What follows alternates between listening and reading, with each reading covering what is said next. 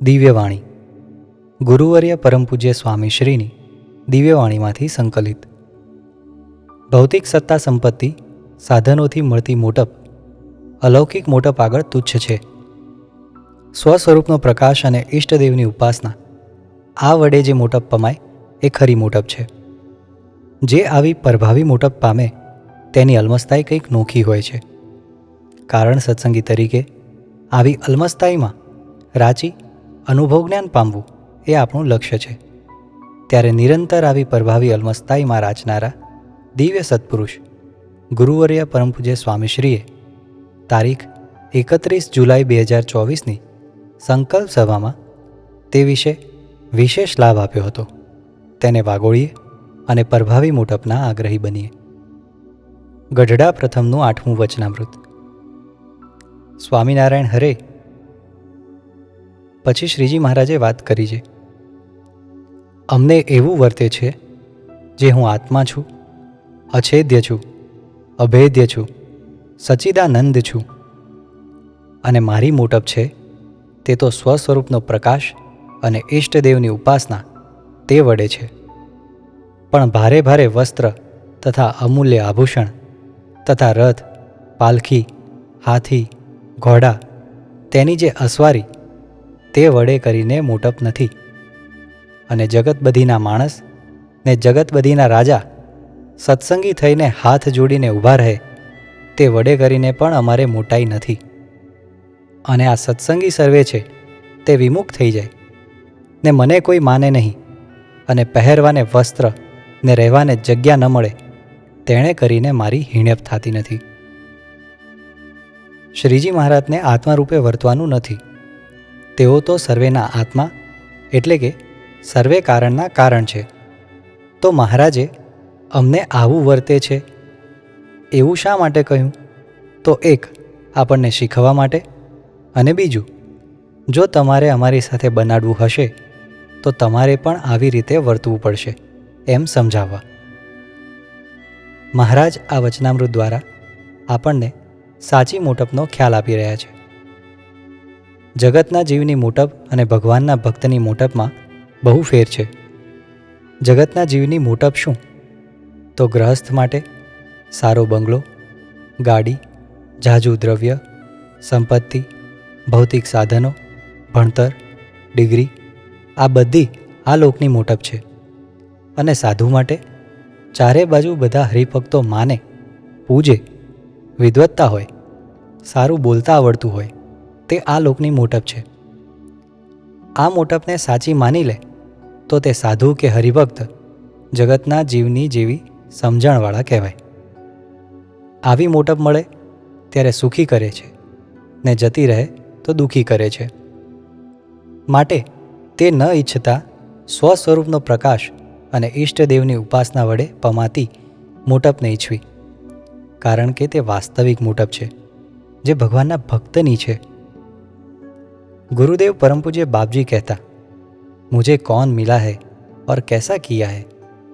એવો આત્મનિષ્ઠા અને સ્વરૂપ નિષ્ઠાનો કેફ રાખવો.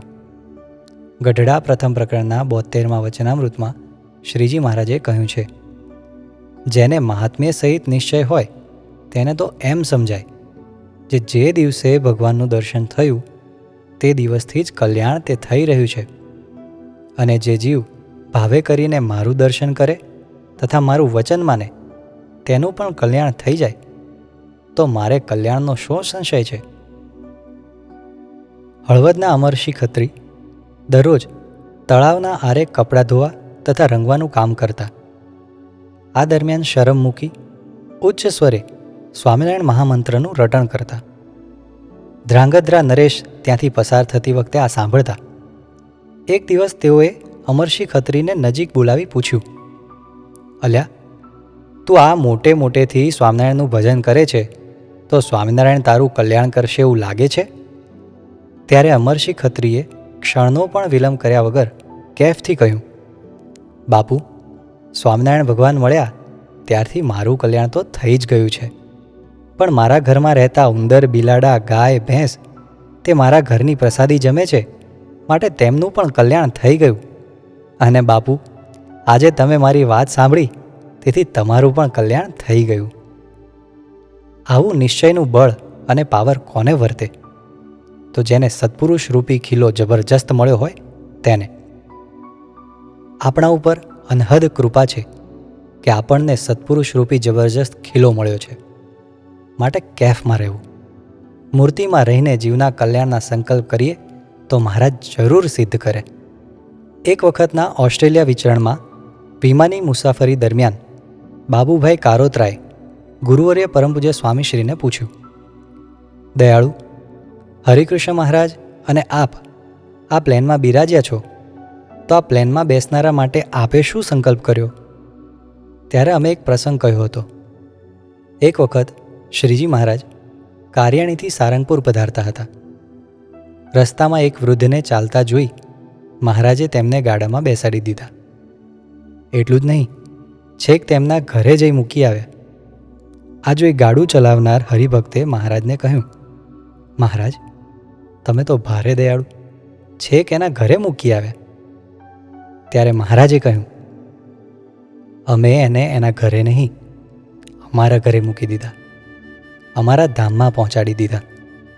અને જાઓ, આ ગાડું ચલાવનાર બળદ અને ગાડું ટકે ત્યાં સુધી એમાં જે બેસશે તે બધાયનું પણ પૂરું. બાબુભાઈ, આ વિમાન પણ ગાડું જ કહેવાય. એ જ હરિકૃષ્ણ મહારાજ આજે બિરાજ્યા છે. માટે વિમાનમાં બેઠેલા બધા અને આજ પછી આ વિમાનમાં જે બેસે તે બધાનું પૂરું. અત્યારે જે કોઈ ખેંચાય છે તે બધા આવા સંકલ્પમાં આવી ગયા હશે. તારીખ 25 જુલાઈ 2024ના રોજ વિજાપુરમાં ગુરુ પૂર્ણિમા નિમિત્તે શોભાયાત્રા નીકળી હતી. આ દરમિયાન રસ્તામાં એક કેળાની લારીવાળા ભાઈએ અમને એટલે કે ગુરુજીને એક કેળાની લૂમ ભેટ ધરી. ગુરુજીએ એમાંથી 2 કેળા લઈ આખી લૂમ પાછી આપી. તેણે નિર્દોષ ભાવે લઈ લેવા આગ્રહ કર્યો, છતાં અમે ન લીધા અને રથમાં બેઠેલા મોહનભાઈને કહ્યું, ગણો, લૂમમાં કેટલા કેળા છે? 16 અને આપણે 2 લીધા, 18. તરત મહારાજને પ્રાર્થના કરી, હે મહારાજ, આની 18 પેઢીનું કલ્યાણ કરી કારણ સત્સંગમાં લાવજો. આગળ જતાં ખલેલાની લારીવાળાએ જબલું ભરી ખલેલા આપ્યા. તેમાંથી 8-10 નંગ લીધા અને તેમના કલ્યાણ માટે પણ પ્રાર્થના કરી. થોડે આગળ જતાં એક ઘોડાને દર્શન કરાવવા લઈ આવ્યા. તેના માટે પણ આવી બળભરી પ્રાર્થના કરી સંકલ્પ કર્યો. આવા આશીર્વાદ સામાન્ય સાધુ ન આપી શકે. જેના સંપૂર્ણ કરતા સ્વયં શ્રીજી મહારાજ હોય એવા સત્પુરુષ દ્વારા મહારાજ આશીર્વાદ આપે, મહારાજ સંકલ્પ કરે. પણ આવી ભારે વાતો બધાને ન સમજાય. સમજાય તો કામ થઈ જાય. સદગુરુ વૃંદાવન સ્વામી પાટડી પધારેલા. સુંદરજી ખોજા હાથમાં સાકરનો પડો લઈ સદગુરુના દર્શન કરવા આવ્યા. એ દિવસે સભામાં ખૂબ ઊંચી વાતો થઈ હતી. તેથી સદગુરુએ કાંડું ઝાલી પૂછ્યું, અમારી વાતો સમજાય છે? ત્યારે ખોજાએ કહ્યું, સ્વામી, બીજું કાંઈ સમજાતું નથી, પણ તમે મોટા પુરુષ છો આટલું તો સમજાય છે. મોટા પુરુષ તો જડનાય કલ્યાણ કરે અને ચૈતન્યના પણ કરે. ત્યારે સદગુરુએ કહ્યું, ખોજા, જડના કામ તો ચપટીમાં થાય, પણ ચૈતન્યના વાર લાગે હો. એટલે કે વિશ્વાસીનું કામ તરત થાય, બુદ્ધિશાળીને વાર લાગે. મોટા પુરુષની પ્રભાવી અલમસ્તાઈ અને મોટપની ઘેડ પડી જાય તો ચપટીમાં કામ થઈ જાય. ગુરુદેવ પરમપૂજ્ય બાપજી કહેતા, તમે બધા અમને ગુરુ ગુરુ કરો છો, પણ અમને કદી એમ નથી લાગ્યું કે અમે તમારા ગુરુ છીએ. અમે તો તમારા દાસ છીએ. એક દીકરાના પિતાને એવું નથી ભૂલાતું કે હું બાપ છું. જ્યારે ગુરુદેવ પરમપૂજ્ય બાપજી અનંતના ગુરુ હોવા છતાં કહેતા, હું શેનો ગુરુ? આપણી પાસે ચપટીએ નથી. હંમેશા દાસત્વ ભાવે જ વર્ત્યા છે. ગુરુને યશ ધરે તે શ્રેષ્ઠ શિષ્ય અને ભગવાનને બધો યશ અર્પે તે સત્પુરુષ. લૌકિક મોટાઈથી પર અલૌકિક મોટપથી જેઓ પ્રસન્ન રહેતા હોય તેમનો પ્રભાવ અને આભા જુદી જ પ્રવૃત્તિ હોય. રાજા પ્રસેન્નજીતને સમાચાર મળ્યા કે નદી કિનારે એક મહાન સંત પર્ણકુટીર બાંધીને રહે છે.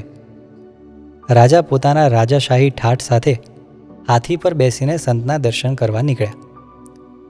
સંતને સમાચાર મોકલ્યા કે રાજા દર્શન કરવા આવે છે.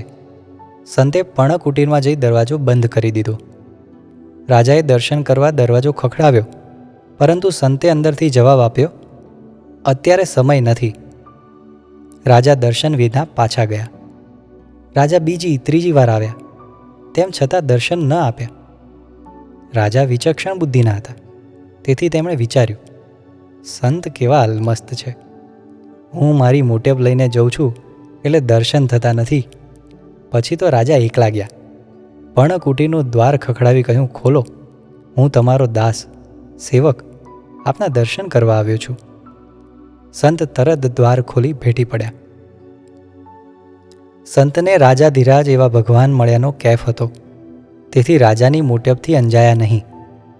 તેમ આપણને ઈષ્ટદેવ ભગવાન સ્વામિનારાયણ કેવા સમ્રાટ સ્વરૂપ મળ્યા છે.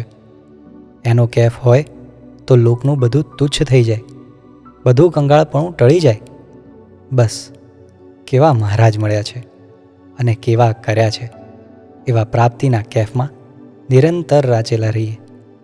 જય સ્વામિનારાયણ. વચનામૃત સાર, લોયાનું ચોથું, ભાગ 1. વાલા મુક્તો, જય સ્વામિનારાયણ. આજે આપણે લોયાના ચોથા વચનામૃતમાં મહારાજે જણાવેલા રહસ્ય અભિપ્રાયને સમજીશું. વચનામૃત. સ્વામિનારાયણ હરે પછી અખંડાનંદ સ્વામીએ શ્રીજી મહારાજને પ્રશ્ન પૂછ્યો છે, અનંત કોટી બ્રહ્માંડ છે, તે બ્રહ્માંડોને વિશે જેવી આ બ્રહ્માંડમાં વર્તમાન કાળે ભગવાનની મૂર્તિ છે તેવી ને તેવી જ છે કે અંશ કળાએ કરીને છે? વિશ્લેષણ. શાસ્ત્રોમાં બાદ બાધાંતરો ઘણા હોય છે, કારણ કે જ્યારે જેવી જરૂર હોય ત્યારે તેવી વાત કરી હોય કે લખી હોય. વળી અધ્યાત્મ માર્ગ આખો બુદ્ધિથી પરનો માર્ગ છે. આથી શાસ્ત્રોને બુદ્ધિથી સમજવા હોય તો કાંઈનું કાંઈ સમજી બેસાય. એટલે તો મહારાજે ગઢડા મધ્યના 31મા વચનામૃતમાં જ કહ્યું છે કે શાસ્ત્રના શબ્દ સાંભળીને સમજણમાં ઠાર રહેતો નથી. માટે કાં તો ભગવાન મળે અને કાં તો ભગવાનના ધામમાંથી પધારેલા અનુભવી સત્પુરુષ મળે, ત્યારે જ એમની કૃપાએ શાસ્ત્રોના મર્મને જેમ છે તેમ સમજી શકાય. ગઢડા મધ્યના 13મા વચનામૃતમાં મહારાજે આ વાતને પુષ્ટિ આપતા સ્વમુખે કહ્યું છે કે અને આવી ભગવત સ્વરૂપ સંબંધી જે વાર્તા તે તો શાસ્ત્રમાંથી પણ પોતાની મેળે સમજાય નહીં, અને સદગ્રંથોમાં આવી વાર્તા હોય પણ જ્યારે સત્પુરુષ પ્રગટ થાય છે ત્યારે તેમના મુખ થકી જ આ વાત સમજ્યામાં આવે છે, પણ પોતાની બુદ્ધિ બળે કરીને સદગ્રંથોમાંથી પણ સમજાતી નથી. સત્સંગમાં આવ્યા પછી ઘણા મુમુક્ષુઓના અંતરમાં આ સર્વસામાન્ય પ્રશ્ન ઉઠતો હોય છે. તેથી આપણા સૌ વતી સદગુરુ અખંડાનંદ સ્વામીએ શ્રીજી મહારાજને પ્રશ્ન પૂછ્યો છે. સૌપ્રથમ આ પ્રશ્નનો અર્થ શું થાય તે સમજીએ અને ત્યાર પછી પ્રશ્ન પૂછવાનો હેતુ સમજીએ. પ્રશ્નનો અર્થ. અહીં સ્વામીએ નિશાન તાકીને ભડાકો કર્યો છે, પણ નિશાન વગરનો ભડાકો કર્યો નથી. અર્થાત સ્પષ્ટ શ્રીજી મહારાજને ભગવાન ઉલ્લેખીને વાત કરી છે. કેવી રીતે? તો સ્વામીએ પૂછ્યું છે, આ બ્રહ્માંડમાં વર્તમાન કાળે ભગવાનની મૂર્તિ છે, આનો અર્થ શું થયો? વર્તમાન કાળે કયા ભગવાન હતા? તો શ્રીજી મહારાજ. સરળ ભાષામાં સમજીએ તો સ્વામી એવું પૂછવા માગે છે કે હે મહારાજ, વર્તમાન કાળે આપ આ બ્રહ્માંડમાં અમને જેવા દેખાવ છો તેવા ને તેવા જ અનંતકોટી બ્રહ્માંડમાં છો કે અંશ કળાએ કરીને છો? અંશ કળા એટલે શું? અંશ કળાએ એટલે કે અન્વય સ્વરૂપે. શ્રીજી મહારાજ એક કિરણ દ્વારે ઉત્તરોત્તર અનંત ઐશ્વર્યાવેશ અવતારો દ્વારે કામ કરે તે અંશ કળાએ કરીને કહેવાય. ટૂંકમાં શ્રીજી મહારાજ અનંત કોટી બ્રહ્માંડમાં અન્વય સ્વરૂપના અવતારો રૂપે પ્રગટ થાય છે કે મનુષ્ય રૂપે સાક્ષાત વ્યતિરેક દર્શન જ આપે છે? આ અખંડાનંદ સ્વામીના પ્રશ્નનો અર્થ થાય. પ્રશ્નનો હેતુ. અહીં આ પ્રશ્નમાં મુખ્ય બે બાબતોની ચોખવટ સમજવાની છે. 1. વર્તમાન કાળે ભગવાનની મૂર્તિના દર્શન થાય છે તે મૂર્તિ કેવી છે અને કેવી રીતે દર્શન આપે છે? કારણ કે મહારાજ એ વખતે મનુષ્યને મનુષ્ય જેવા દર્શન આપતા એટલે લોકો એમ સમજતા કે શ્રીજી મહારાજ અક્ષરધામમાંથી અહીં પૃથ્વી પર મનુષ્ય દેહ ધારણ કરીને પધાર્યા છે, એટલે અક્ષરધામ અહીં નહીં અધ્ધર ક્યાંક છે. અને અત્યારે લોકો એવું માને છે કે શ્રીજી મહારાજ પ્રતિમા સ્વરૂપે દર્શન આપે છે, પણ સાક્ષાત તો અધ્ધર અક્ષરધામમાં જ છે અને આપણે મરીને ધામમાં જવાનું છે. આ ગેરમાન્યતા કઢાવી વાસ્તવિકતા સમજાવવાનો એક હેતુ છે. 2. આ બ્રહ્માંડમાં તો સમજ્યા, પણ અનંતકોટી બ્રહ્માંડમાં શ્રીજી મહારાજ કેવી રીતે દર્શન આપે છે? અન્વય સ્વરૂપના અવતારો દ્વારા દર્શન આપે છે કે પોતે જ અનંત રૂપ ધરીને દર્શન આપે છે કે અનંત રૂપ ધર્યા વગર સાક્ષાત પોતે જ દર્શન આપે છે? તેની વાસ્તવિક રીત સમજાવવાનો હેતુ છે. હવે આપણે શ્રીજી મહારાજના ઉત્તર દ્વારા આ બંને હેતુઓને યથાર્થ રીતે સમજીએ. વચનામૃત. સ્વામિનારાયણ હરે. પછી શ્રીજી મહારાજ બોલ્યા છે, જેમ બિલોરી કાચનું એક મોટું મંદિર હોય ને તેને દશે દિશે અનંત બિલોરી કાચની નાની ઓરડીઓ હોય, પછી મધ્યનું જે કાચનું મંદિર તેમાં એક પુરુષ ઊભો હોય, તે એક ઠેકાણે રહ્યો થકો સર્વે બીજી ઓરડીઓમાં ભાસે, તેમ ભગવાન પોતે પોતાના અક્ષરધામને વિશે સદા વિરાજમાન છે.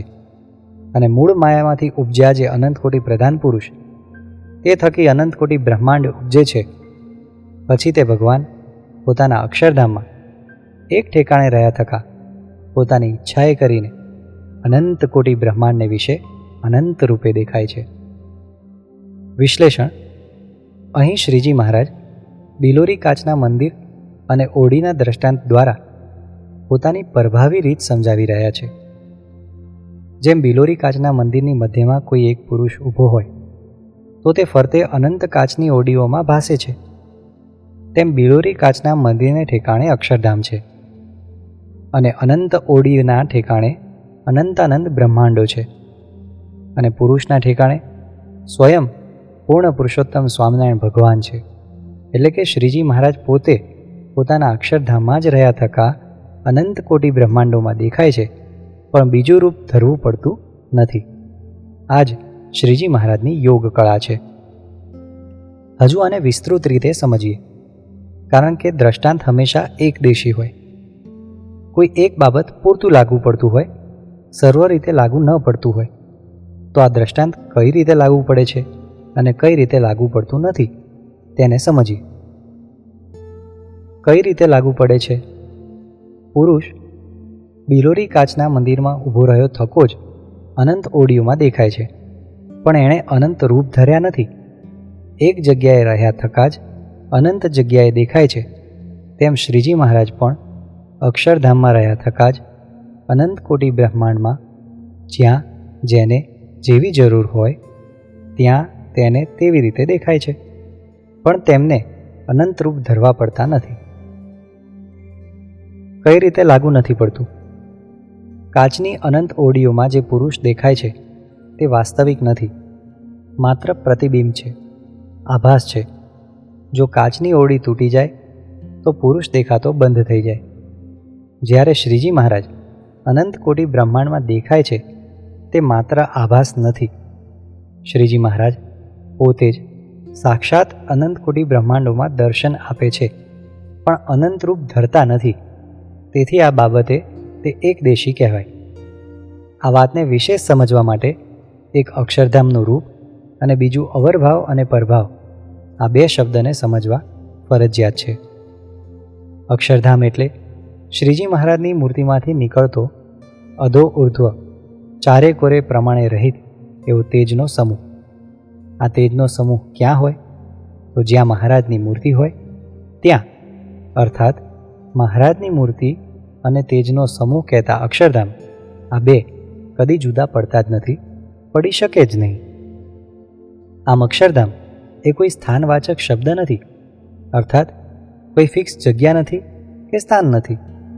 મહારાજનું તેજ એ જ અક્ષરધામ છે. આ વાતનું પ્રમાણ મહારાજે ગઢડા મધ્યના 42મા વચનામૃતમાં આપ્યું છે કે જ્યાં આ પુરુષોત્તમની મૂર્તિ છે ત્યાં જ અક્ષરધામનું મધ્ય છે. એ જ રીતે અવરભાવ એટલે જે નરી આંખે દેખાય છે પણ ખોટું છે, દેખાવા માત્ર છે. વધુ સ્પષ્ટતા કરીએ તો ઇન્દ્રિયો અંતઃકરણથી જે કાંઈ દેખાય, અનુભવાય એ બધો અવરભાવ. અવરભાવમાં વસ્તુ, વ્યક્તિ, સ્થળ, સ્થાન, પદાર્થ આ બધું જ હોય, જ્યારે પરભાવ આખી નોખી વસ્તુ છે. જેની ઇન્દ્રિયો અંતઃકરણ દ્વારે ઓળખાણ કે અનુભવ ન થાય, કેવળ ચૈતન્ય ભૂમિકાએ જ ઓળખાય ને અનુભવાય એ પરભાવ. પરભાવ સ્થાનવાચક શબ્દ નથી. પરભાવમાં વ્યક્તિ, વસ્તુ, પદાર્થ, સ્થળ, સ્થાન આદિ કશું જ ના હોય. કેવળ મહારાજ અને મુક્ત આ બે જ પરભાવી દુનિયાના તત્વો છે. હવે આપણે મૂળ મુદ્દાને સમજીએ. સદ્ગુરુ અખંડાનંદ સ્વામીના પ્રશ્નના ઉત્તરમાં શ્રીજી મહારાજ એવું કહેવા માગે છે કે વર્તમાન કાળે અમે તમને આ બ્રહ્માંડમાં મનુષ્ય જેવા દેખાઈએ છીએ, પરંતુ મનુષ્ય જેવા થયા નથી કે છીએ પણ નહીં. માટે અમે આ બ્રહ્માંડમાં પણ આવ્યા ગયા નથી, તો અન્ય બ્રહ્માંડોમાં પણ આવવા જવાપણું ક્યાંથી હોય? અમે તો સદાય પરભાવમાં જ છીએ, અને પરભાવમાં રહ્યા થતાં જ અનંત કોટી બ્રહ્માંડમાં જ્યાં જેને જેવી જરૂર પડે તેને તેવા દેખાઈએ છીએ. પણ એવું રૂપ ધરવું પડતું નથી કે ક્યાંય આવું જવું પડતું નથી. આ જ શ્રીજી મહારાજનું અકળિતપણું છે, ઐશ્વર્ય છે, સર્વોપરીપણું છે. અનંત કોટી બ્રહ્માંડમાં કોઈની પાસે આવું અકળિતપણું નથી. આ સમજવું બહુ અઘરું છે, કારણ કે આ બુદ્ધિ કક્ષા બહારનો વિષય છે, કેવળ વિશ્વાસનો વિષય છે. અનુભવી સત્પુરુષની કૃપા વિના, જોગ વિના આ વાતની જીવમાંથી હા પડવી શક્ય જ નથી. હવે આપણે સમજવાનું છે કે ભલે આપણને શ્રીજી મહારાજ અત્યારે પ્રતિમા સ્વરૂપે દેખાય છે, પરંતુ એ દેખાવા માત્ર જ છે. ખરેખર તો એ પ્રગટ અને પ્રત્યક્ષ છે, દિવ્ય તેજોમય છે. અનંત મુક્તો તેજનો સમૂહ, ઐશ્વર્ય, સામર્થ્ય, લાવણ્યતા આ બધું જ આ મૂર્તિ ભેળું જ છે. આમ સમજવું તેને કહેવાય પ્રત્યક્ષપણે નિશ્ચય. આવી સમજણ થાય તો સારંગપુરના 10મા વચનામૃત પ્રમાણે અક્ષરધામ અણુ માત્ર છેટું ન રહે. હું છતે દેહ અક્ષરધામમાં જ છું એવું પૂર્ણ કામ પણ વર્તે. આપણો કારણ સત્સંગનો મૂળ સિલેબસ તો હજુ આથી આગળનો છે. પ્રતિમા સ્વરૂપે પ્રગટ અને પ્રત્યક્ષ સમજીએ એમાં હજુ મહારાજની સામે રહ્યા, જુદા રહ્યા. એમાં આપણી અને મહારાજની વચ્ચે ઘણું છેટાપણું રહ્યું. જ્યારે સામે પ્રતિમા સ્વરૂપે જે તેજોમય મહારાજ છે તે પ્રતિલોમપણે મહારાજની જ મંદિરમાં દેહને ઉડાડીને દેહના સ્થાને આવીને બિરાજી ગયા છે, અને મને કહેતા દેહથી જુદા આત્માને પુરુષોત્તમ રૂપ કરીને મૂર્તિમાં રાખી લીધો છે. આવું નિરથાનપણું થાય ત્યારે જ યથાર્થ પ્રત્યક્ષપણે નિશ્ચય થયો ગણાય. આપણે બધાએ પણ અંતે કરીને આ જ દ્રઢ કરવાનું છે. તો બસ કારણ સત્સંગી તરીકે આ સમજણને દ્રઢ કરવા કટિબદ્ધ બનીએ. જય સ્વામિનારાયણ. ગુરુજીના સંગે જીવન પરિવર્તન. જોબન પગી, તખો પગી, રૂડિયો રખડું, ભેરાભાઈ. 18મી સદીમાં આવા તો સેંકડો પાત્રોના નામ સાંભળતા ભલભલાને કંપારી છૂટવા માંડતી. એવા ખૂંખાર ડાકુઓને શ્રીહરિએ પોતાના દિવ્ય સાનિધ્યમાં લઈ દિવ્ય પ્રેમ વર્ષામાં ભીંજવી તેમના જીવન પરિવર્તન કર્યા છે.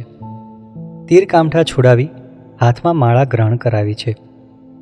આમ શ્રીહરિએ તેઓને માર્યા નથી, પણ તેમનામાં રહેલી આવી આસુરી વૃત્તિનો ધ્વંસ કરી દિવ્ય જીવનના રાહની કેડી કંડારી આપી છે. આ જ શ્રીહરિના સર્વોપરીપણાની એક વિશિષ્ટ લાક્ષણિકતા છે. શ્રીહરિના રોમ રોમ પ્રભાવી સંબંધને પામેલા સદ્ગુરુ સંતોએ પણ જોગમાં આવતા પાપના પર્વત સમા પશુતુલ્ય જીવન જીવતા જીવોના પણ પોતાના દિવ્ય દર્શન, સ્પર્શ, સાનિધ્ય અને સમાગમ દ્વારા જીવન પરિવર્તન કર્યા છે. અમીર પેઢીના વડદાદા સદ્ગુરુ ગોપાળાનંદ સ્વામીના સંગે લોધિકા દરબાર અભેસિંહ બાપુનું કેવું જીવન પરિવર્તન થયું. અભેસિંહ બાપુ ગામધણી, તેથી ખાવા પીવામાં, રહેવા ફરવામાં કોઈ બંધન જ નહીં. મનમુખી અને પાપમય જીવન વિતાવતા. યુવાનીના મદમાં ફરતા, શિકાર અને માંસાહારના પણ ખૂબ શોખીન. એકવાર પિતા જીભાઈ દરબારની ભલામણથી અભેસિંહ બાપુ મેંગણી ગામે સદ્ગુરુ ગોપાળાનંદ સ્વામીના દર્શને આવ્યા. સદ્ગુરુ ગોપાળાનંદ સ્વામીએ બળે ધબ્બો માર્યો અને એટલું જ બોલ્યા, કેમ અભેસિંહ, બાપુનું માનતા નથી? એટલું જ જ્યાં કહ્યું ત્યાં તો અભેસિંહ બાપુના જીવનમાં દિવ્યતાનો સંચાર થવા લાગ્યો. અભેસિંહ 2 હાથ જોડી સ્વામીના ચરણોમાં ઢળી પડ્યા. સ્વામી, આપ જેમ કહેશો તેમ કરીશ. બસ એ જ દિવસથી અભેસિંહના બધા કુકર્મો અને દુરાચારી વર્તન ગયું. સદ્ગુરુના પ્રતાપે લોઢું સોનું થયું. અભેસિંહ બાપુ 6 કલાક ધ્યાન કરનાર મહામુક્ત બન્યા. વર્તમાન કાળે કોઈ એવી દિવ્ય વિભૂતિ ખરી કે જેમના પ્રતાપે અનેકના જીવન પરિવર્તન થાય? અફસોસ જ અસ્થાને છે. આજે સદ્ગુરુ ગોપાળાનંદ સ્વામીની પેઢીના સમર્થ વારસદાર ગુરુજી પરમ પૂજ્ય સ્વામીશ્રીની ભેટ સમગ્ર SMBS પરિવારને મળી છે, જેમના રોમે રોમમાં શ્રીહરિ બિરાજે છે.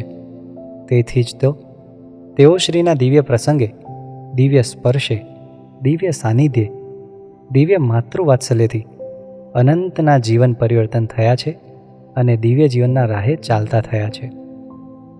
લંડનના એક યુવક મુક્ત કે જેમનો જન્મ અને ઉછેર વિદેશમાં થયો હતો, તેઓ નાનપણથી સત્સંગના યોગમાં હતા, પરંતુ વિદેશી વાતાવરણ અને મિત્રોના સંગે સંપૂર્ણતઃ વિદેશી ઢબથી રંગાઈ ગયેલા. દારૂનું સેવન અને ધૂમ્રપાનનું વ્યસન તો તેઓ માટે સહજ થઈ ગયું.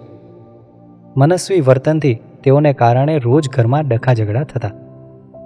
તેઓની વિદેશી રંગથી રંગાયેલી રીતિનીતિ, વ્યસની જીવન સત્સંગમાં પણ ન ચાલે તો કારણ સત્સંગમાં તો ચાલે જ કેવી રીતે? આ બધું જોઈને તેઓના માતુશ્રી ખૂબ દુઃખી થતા. તેમના આગ્રહથી યુવક સત્સંગમાં આવતા. અવારનવાર સત્સંગ સભાઓમાં ગુરુજીના મુખે તથા પૂજ્ય સંતોના મુખે સત્સંગીની આચાર સંહિતા સાંભળતા ત્યારે તેઓ દુઃખી થતા, પરંતુ અંતરમાં આ ઢાળને બદલવાની કે વ્યસન છોડવાની કોઈ તૈયારી પણ નહીં અને આંતરિક બળ પણ નહીં. યુવકના ધર્મપત્ની તથા બાળકોને પણ યુવકનું આવું વર્તન બેહુદું લાગતું, તેથી ઘરમાં ઝઘડા કંકાસ થયા કરતા. ગત વર્ષ 2023માં તેઓના માતુશ્રી પરાણે તેમને ઇન્ડિયા લઈ આવ્યા. સ્વામિનારાયણ ધામ ગાંધીનગર ખાતે જ્ઞાન સત્ર 17માં લાભ લેવડાવ્યો. જ્ઞાન સત્ર 17માં લાભ લીધા પછીના આ યુવક મુક્તના ઉદ્ગારો જોઈએ એમના જ શબ્દોમાં. ખરેખર મારા જીવનનો ટર્નિંગ પોઈન્ટ એટલે જ જ્ઞાન સત્ર 17. એમાં મળેલ વાલા ગુરુજીનું દિવ્ય સાનિધ્ય. હું નાનપણથી સત્સંગી હતો, પરંતુ વિદેશના રંગથી સંપૂર્ણ રંગાયેલું જીવન. સભામાં વારંવાર ગુરુજી તથા સંતોના મુખે સત્સંગી તરીકેનું જીવન કેવું હોય તે સાંભળતો ત્યારે મને મારી જાત માટે ખૂબ દુઃખ થતું, પરંતુ મારા જીવનમાં ચેન્જીસ લાવવા ઇમ્પોસિબલ હતા. ગત દિવાળીએ હું મારા માતુશ્રી સાથે ઇન્ડિયા આવ્યો.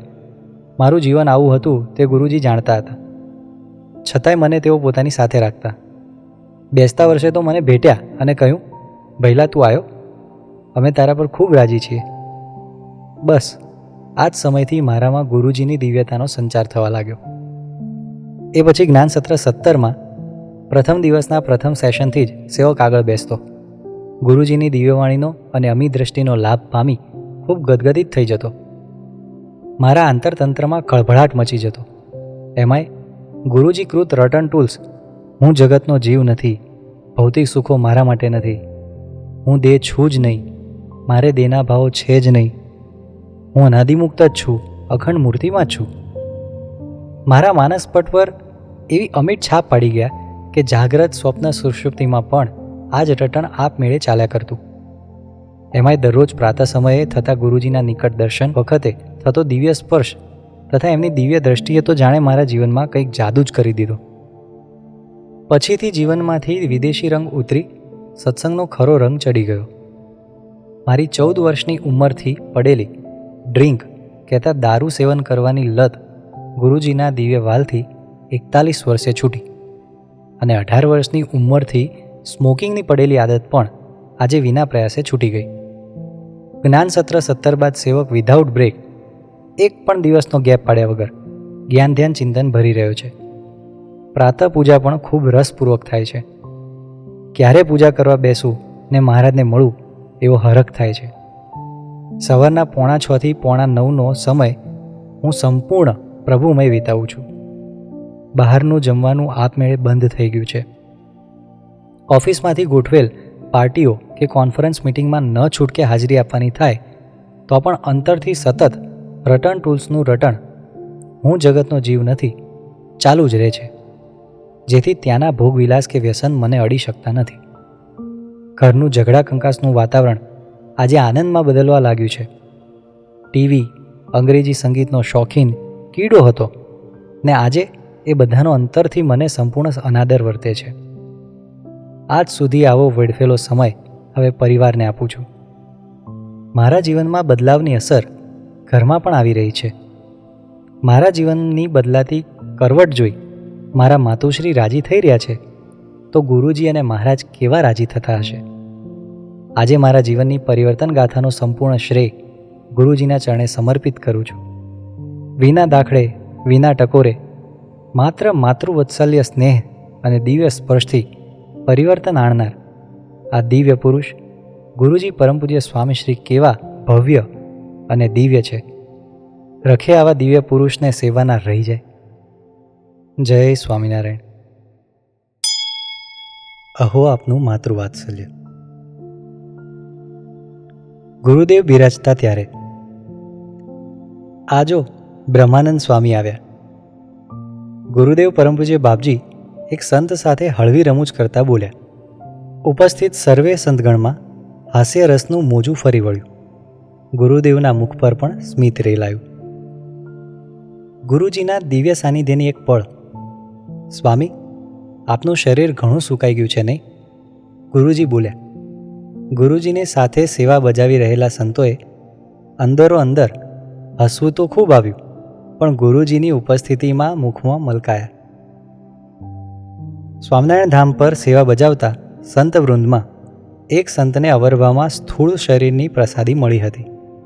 આ માટે ડૉક્ટરોની દેખરેખ હેઠળ સારવાર ચાલી રહી હતી. ગુરુદેવ પરમ પૂજ્ય બાપજી તથા ગુરુજી તરફથી મળતી માતૃવાત્સલ્ય કરુણા દ્વારા આ સંત પોતે મહાત્મ્યની દુનિયામાં ગરકાવ થઈ સુખ્યા થતા. આહાહા, કેવી કરુણા, કેવી કૃપા! આ અગાઉ ઘણી વખત વજન ઉતારવા માટે સારવાર લઈ પ્રયત્નો થયા જ હતા, પરંતુ આ વખતે વાલા ગુરુજીએ તે સંતના સ્વાસ્થ્યની સુખાકારી માટે અતિશય આગ્રહ જણાવ્યો. ગુરુજીએ પોતાની સાથે સેવામાં રહેલા સેવક સંતને આજ્ઞા કરી, સ્વામી, આપ આ સેવક માટે રોટલા બનાવો છો તો 1-2 રોટલા આ સ્વામી માટે વધુ બનાવજો. વાલા ગુરુજી સંસ્થાના ગુરુપદે બિરાજતા હોવા છતાં એક નાનામાં નાના સંતની જનની સમ ચિંતા રાખે છે, તેનું અહીં તાદ્રશ્ય દર્શન થાય છે. વાહ દયાળુ વાહ, કેવી કૃપા! અનંતના નિશાને આજે મને નિશાન બનાવ્યો. પોતા માટે વાલા ગુરુજીનો અતિશય આગ્રહ તથા નિર્દોષ પ્રેમ જોઈ સંત પણ મનોમન હરખાઈ ઉઠ્યા. નિત્યક્રમ મુજબ પ્રાણપ્યારા હરિકૃષ્ણ મહારાજને થાળ થાય એ થાળની પ્રસાદી વાલા ગુરુજીને પીરસવાનો લાભ પૂજ્ય સંતોને વારાફરતી મળતો હોય છે. એક દિવસ એક સંતે ગુરુજીને રોટલો થોડો વધુ પીરસ્યો. ત્યારે ગુરુજી બોલ્યા, બસ બસ બસ સ્વામી, રાખો, નહીં તો પેલા સંત શું જમાડશે? સેવક સંત બોલ્યા, ગુરુજી, એમના માટે અલગથી મૂકી રાખ્યો છે, આપ નિરાંતે ઠાકોરજી જમાડો. જમાડતા જમાડતા પણ સતત ચિંતા કરે એવા વાત્સલ્ય મૂર્તિ કોઈ હોય તો તે છે ગુરુજી, આપણા ગુરુજી, મારા ગુરુજી. તમે એમને ભૂલ્યા વગર જમાડજો હો, નહીં તો તેમને બહુ તકલીફ પડશે. ગુરુજીએ સેવક સંતને આમ જણાવી ચિંતા વ્યક્ત કરી.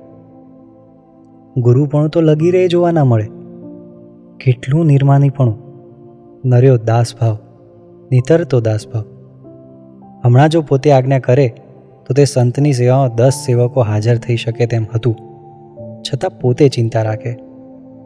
જોગમાં આવેલા નાનામાં નાના સંત કે હરિભક્તનું ધ્યાન વાલા ગુરુજી રાખે છે. વર્ષ 2024ના જૂન માસમાં પૂજ્ય સંતોની શિબિર ચાલુ થઈ ગઈ હતી, જેમાં પૂજ્ય સંતો અલગ અલગ ગ્રુપમાં લાભ લઈ શકે તે રીતે આયોજન ગોઠવાયું હતું. વાલા ગુરુજી પણ આ શિબિરમાં લાભ આપવા તથા એકાંત માટે પધાર્યા હતા. એક દિવસ ઠાકોરજી જમાડવાના સમયે ગુરુજીએ સાથે રહેલા સંતને પૂછ્યું, સ્વામી, તમે અહીં છો તો ત્યાં પેલા સંતને રોટલા કોણ બનાવી આપતું હશે? ત્યાં કંઈ વ્યવસ્થા કરી છે? જો તેમને ચરી પાડવામાં તકલીફ પડશે તો સ્વાસ્થ્યમાં સુધારો નહીં થાય. સેવક સંતે જણાવ્યું, હા ગુરુજી, ત્યાં સંતો સાથે વાતચીત થઈ ગઈ છે. તેઓ સ્વામી માટે રોટલા બનાવવાની વ્યવસ્થા કરી દેશે. આમ 10 થી 15 વખત વારે વારે પૂછીને ચિંતા વ્યક્ત કરી છોરુની સંભાળ રાખતા હોય છે. આ પ્રસંગને એકાગ્ર ચિત્તે આપણા માનસપટ પર મૂકી જરા વિચાર તો કરીએ કે આપણને કેવા દિવ્ય સત્પુરુષ મળ્યા છે.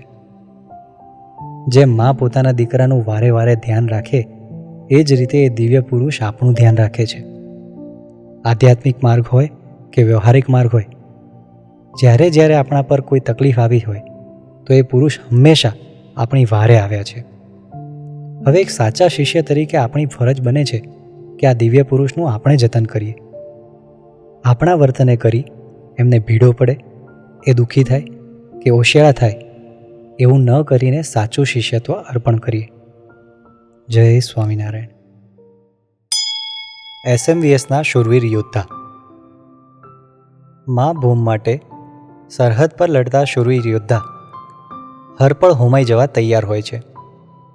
સમયના વહેણની સાથે કદાચ શૂરવીર યોદ્ધા દેહે કરીને વિદાય લે તો પણ તેમની દેશભક્તિ અને શૂરવીરતા દેશના ઇતિહાસમાં અજર અમર બની જાય છે.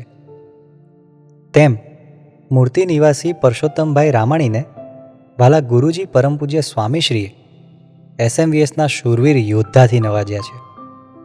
તેઓ તેમના સેવા સમર્પણ અને ગુરુ ભક્તિથી એસએમવીએસના ઇતિહાસમાં અજર અમર સ્થાન પામ્યા છે. એસએમવીએસ સંસ્થા રામાણીભાઈ અને તેઓના યોગદાનને ક્યારેય ભૂલી નહીં શકે. પ્રથમથી જ તેઓનું જીવન નિર્મળ, સત્યનિષ્ઠ, પવિત્ર, શૂરવીર, નિયમ નિશ્ચય અને પક્ષની દ્રઢતાવાળું હતું. રામાણીભાઈના જીવનના કેટલાક મહત્ત્વના વ્યક્તિત્વના પાસા એસએમવીએસના સમગ્ર શિષ્ય સમાજને પ્રેરણાદાયી છે. એસએમવીએસના પાયામાં યોગદાન.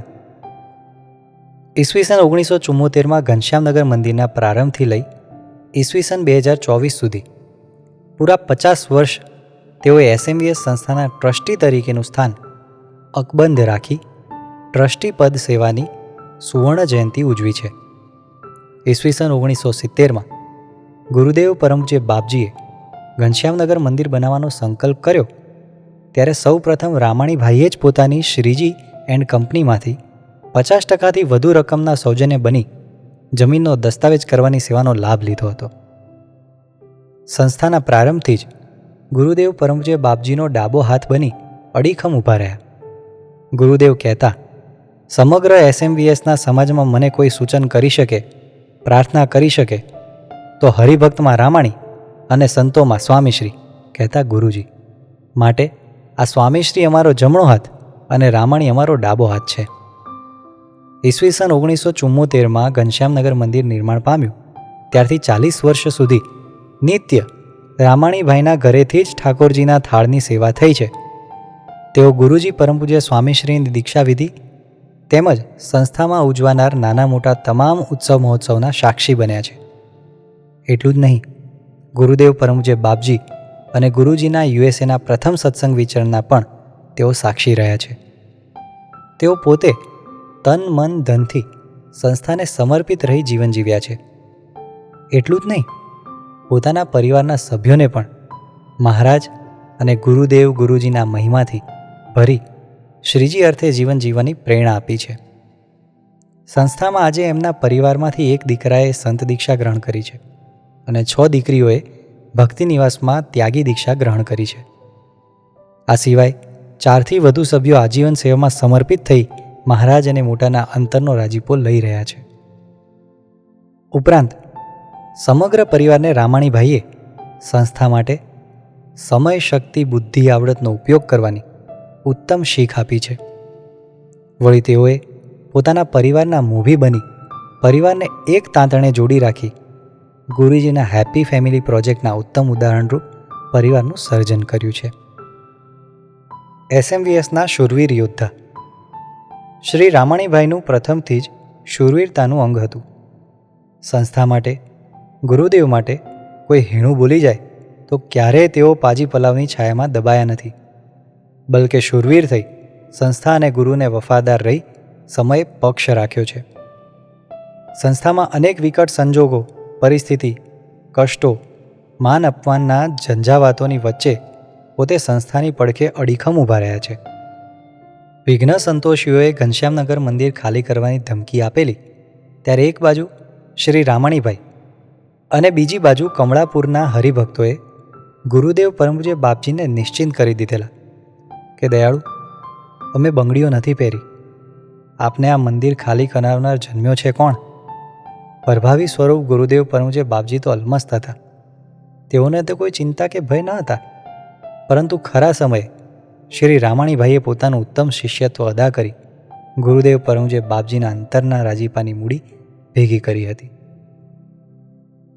સંસ્થામાં કંઈ પણ પ્રસંગ બને કે કંઈક નાજુક સમય આવે, તેવા સમયે સંસ્થાના પડખે હિમાલય સમ અડીખમ ઊભા રહી તરત જ રામાણીભાઈ ગુરુજી અને વરિષ્ઠ પૂજ્ય સંતોને કહેતા, આપ બિલકુલ ચિંતા ન કરતા, અમે બેઠા છીએ, સંસ્થાને ઊની આંચ નહીં આવવા દઈએ. તેઓના આવા શૂરવીર અંગથી સંસ્થાના વિકાસમાં તેમનો ખૂબ મોટો ફાળો રહ્યો છે.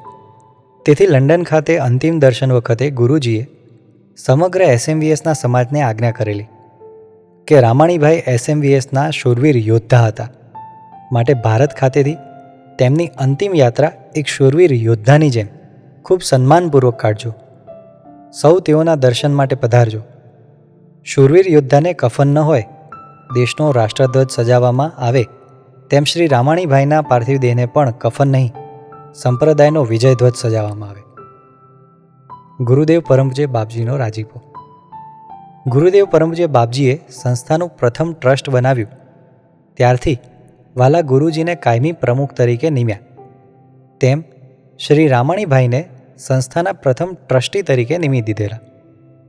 ગુરુદેવ પરમપૂજ્ય બાપજીને કાયમ કહેતા, સ્વામી, આ રામાણીનો શ્વાસ ચાલે ત્યાં સુધી એમને સંસ્થાના ટ્રસ્ટીની સેવામાં ચાલુ રાખવાના છે. આવો તેઓ ગુરુદેવનો અંતરથી ભરોસો કમાયેલા. તેમનું જીવન એટલે નગદ રાણીછાપ રૂપિયાસમ પવિત્ર અને તટસ્થ. ગુરુદેવ પરમપૂજ્ય બાપજી અને ગુરુજી સાથે તેઓને આગવી પ્રીતિ હતી. તેઓ ગુરુદેવ પરમપૂજ્ય બાપજી અને ગુરુજીના અંગત સલાહકાર બની રહ્યા છતાં કદી કોઈ ઠરાવ નહીં. શ્રી રામાણીભાઈના આવા તટસ્થ, વફાદાર, નિર્ભય, શૂરવીર અને વ્યવહાર કુશળ અંગથી ગુરુદેવ પરમપૂજ્ય બાપજી તેઓ પર ખૂબ પ્રસન્ન રહેતા. ગુરુજી પરમપૂજ્ય સ્વામીશ્રીનો રાજીપો. ગુરુજી શ્રી રામાણીભાઈને દાસત્વ ભાવે કાયમ પોતાના વડીલ ગુરુબંધુ તરીકે નવાજતા. ગુરુજીએ લંડન ખાતે તેઓના અંતિમ દર્શન વખતે રાજીપાના વચનો કહેલા. શ્રી રામાણીભાઈએ સંસ્થાની 50 વર્ષ સુધી અનબ્રેકેબલ સેવા આપી છે. 50 વર્ષોમાં સંસ્થામાં ઘણા ઝંઝાવાતો આવ્યા છે, તેમાં કોઈ પડખે ઊભા રહ્યા હોય તો આ રામાણીભાઈ. તેઓના દરેક સ્ટેટમેન્ટ, સૂચનો ખૂબ ઠાવકાઈ ભર્યા અને સચોટ હોય. વ્યવહારિક જીવનની કુશળ નીતિઓ કયા સમયે કઈ વાપરવી તેનું પ્રેક્ટિકલ જ્ઞાન તેઓ જોડેથી આમ સંતોને ખૂબ શીખવા મળ્યું છે. સંસ્થાના વિકાસમાં તેઓનો બહુ મોટો ફાળો છે. તેઓ ગુરુદેવ પરમપૂજ્ય બાપજીની સાથે મૂર્તિમાં જ બિરાજ્યા છે, એમાં કોઈ શંકાને સ્થાન નથી. હે મહારાજ, તેઓને ખૂબ મૂર્તિનું સુખ આપજો. જેમણે ગુરુદેવ બાપજીને નિકટથી સેવ્યા છે, જેમણે ગુરુદેવ બાપજીને ખભા આપ્યા છે, તેમને અંતિમ વખતે અમે કાંધ આપશું. આવું વચન ગુરુજીએ રામાણીભાઈને પણ વ્યક્તિગત આપેલું જ્યારે તેઓ તારીખ 22 જૂન 2024ના રોજ વાસણા પૂનમે ગુરુજી પરમપૂજ્ય સ્વામીશ્રીના દર્શન કરવા ગયા ત્યારે ગુરુજીએ અંતર્યામીપણે કહી દીધેલું, આપ લંડન જવાના છો ને? ભલે જાઓ, અમે 1 મહિના પછી આપને લંડન લેવા આવીએ છીએ. ગુરુજીએ આપેલા વચન મુજબ 1 ઓગસ્ટ 2024ના રોજ રામાણીભાઈને શ્રીહરિ, બાપાશ્રી, ગુરુદેવ પરમપૂજ્ય બાપજી અને ગુરુજીએ મૂર્તિના સુખમાં મૂકી દીધા. એ જ દિવસે ગુરુજી ભારતથી લંડન વિચરણ અર્થે પધાર્યા. લંડનના રાજકીય નીતિ નિયમો મુજબ કોઈ ધામમાં જાય અને તેમનું ધામમાં જવાનું કારણ ન મળે ત્યાં સુધી તેમનો પાર્થિવ દેહ પરિવારના સભ્યોને ન મળે. આ નિયમ મુજબ રામાણીભાઈનો પાર્થિવ દેહ ગુરુજીના 8 દિવસના લંડન વિચરણ દરમિયાન મળવો અશક્ય હતો. જો ન મળે તો તેઓને ગુરુજી પરમપૂજ્ય સ્વામીશ્રીએ આપેલું વચન સાર્થક ન થાય. પરંતુ જેમ ગુરુદેવ પરમપૂજ્ય બાપજી વચનબદ્ધ પુરુષ છે તેમ ગુરુજી વચનબદ્ધ પુરુષ છે. સૂર્ય ફરે, ચંદ્ર ફરે, પણ મોટાના વચન ન ફરે.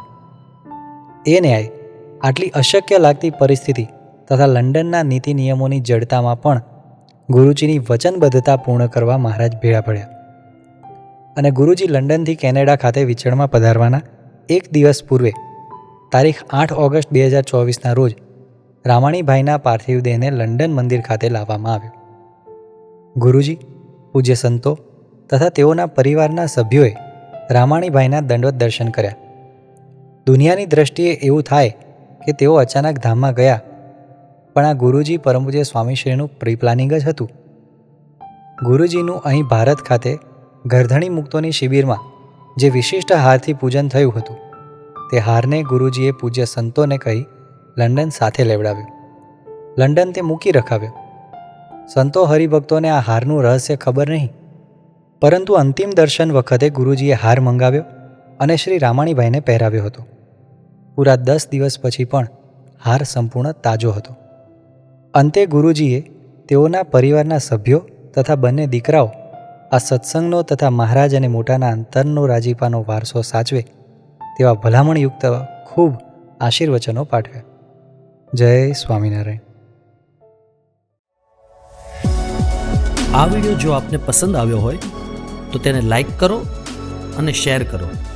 અને હા, આવા જ લેટેસ્ટ વિડીયો મેળવવા માટે SMVS ચેનલને સબસ્ક્રાઇબ કરવાનું અને બેલ આઇકોન પર ક્લિક કરવાનું ન ભૂલતા હો.